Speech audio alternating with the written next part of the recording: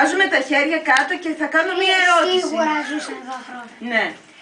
Λοιπόν, τα ζώα, οι άνθρωποι, τα παλιά χρόνια, τι τα χρησιμοποιούσαν? Για τρόφιμα. Τρώνε αυγά. Να τρώνε αυγά.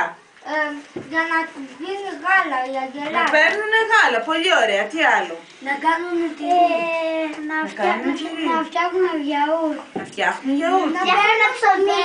Να φτιάχνουν Παίρνουν το δέρμα και φτιάχνουν ρούχα από το δέρμα ή τι άλλο φτιάχνουν από το δέρμα? Παπούτσια και τι άλλο? Που τους κρατάμε έτσι. Τσάντες, ωραία. Τι άλλο παίρνουμε? Μαλλιά. Αντί για αυτοκίνητα τους χρησιμοποιούν. Πολύ ωραία. Πολύ ωραία. Και τι άλλο παίρνουμε? Το Για να ανεβούν τα βουνά. Πολύ ωραία.